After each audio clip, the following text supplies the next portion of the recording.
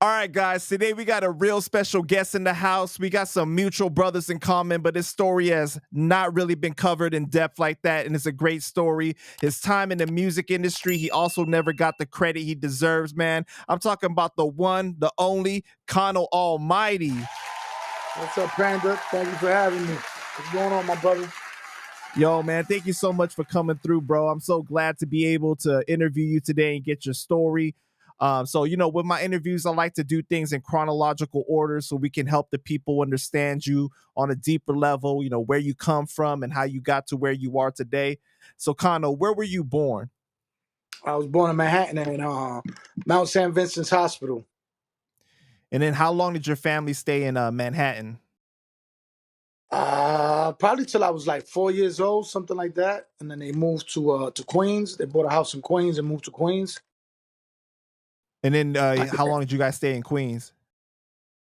Uh, I guess till I was like 6, something like that. That's when my mother and my father got separated, and she ended up going to a women's shelter, and we ended up moving up to Yonkers and stuff. She went to a women's shelter for what reason? Yeah. Because there was domestic abuse in the relationship, and she was going to church, and I guess the church took her to the shelter, and that's how she got away from out of the relationship. Wow. So at a young age, you were already witnessing this really traumatic things going on inside your family. I mean, it wasn't like it was every day stuff like that, but there was definitely drama. My father thought he was a playboy, so you know, there's always problems when you stepping out. You know how that goes. Right.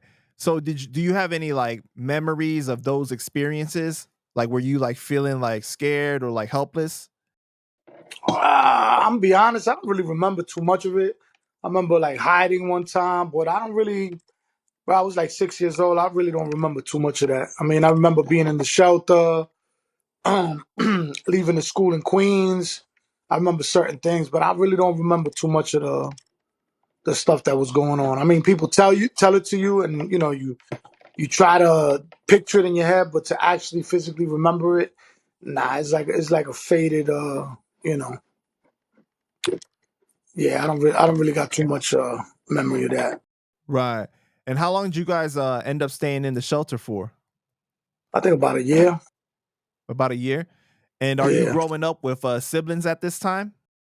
I got my younger sister, and then my mother was pregnant with the youngest.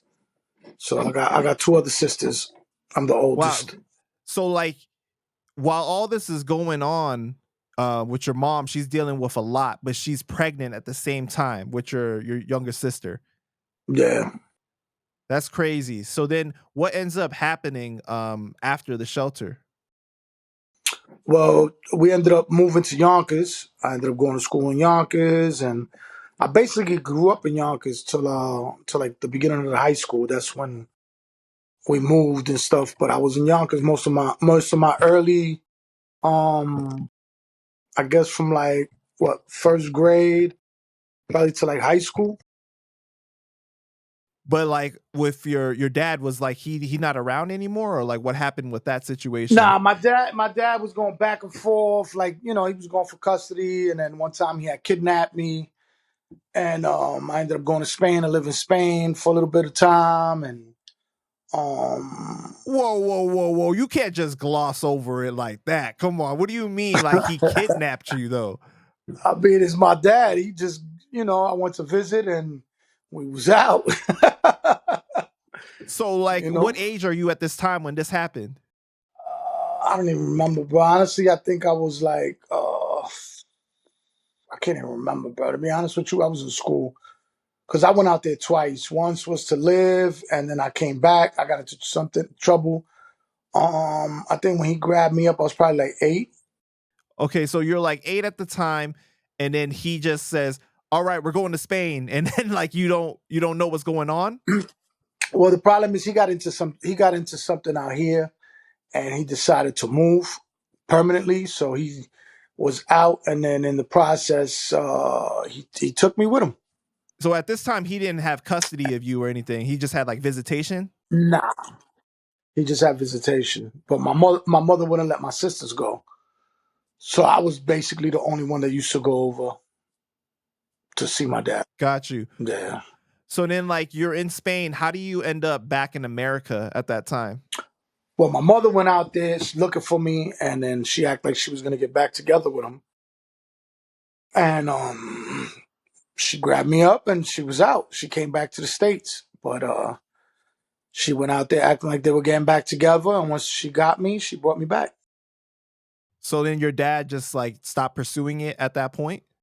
I mean, she would have pressed charges on him for kidnapping, and back then it was a very, first he took me out the country without permission. There was already judge orders, court orders, and stuff. So he could have got into some, even out there. She could have pressed charges, and he could have got really jammed up. But that's not what she was trying to do. She just was like, "Yo, I'm out. I'm taking him, and that's it." And basically, that was the end of the bullshit. Once she really pressed that button and threatened him with that, that was the end of it. So when when you were out there in Spain, right? Like, did you have like any conversation with your dad, like, "Hey, like, where's mommy?" or like, "What's going on?" or anything? I was young, bro. I was just, basically I did what I wanted to do. You know what I'm saying? So it didn't really affect me, like, you know what I'm saying, like what people would think. Right. I would go to the school up there, but I didn't do nothing but draw because I ain't even really know the language like that. I understood it, but I didn't really learn how to read and write till later on. So it was like, it was more of a culture shock. And then, So uh wait, when you were kidnapped though, like, how long did you stay out there though? Like during that time? it was about maybe like 6 months. I Oh, really don't remember. That's like a blank to me. Like I don't remember being out there, being in the school. Remember growing up out there a little bit, but I don't really remember too much of everything else that was going on out there. You know what I mean? got you. Okay.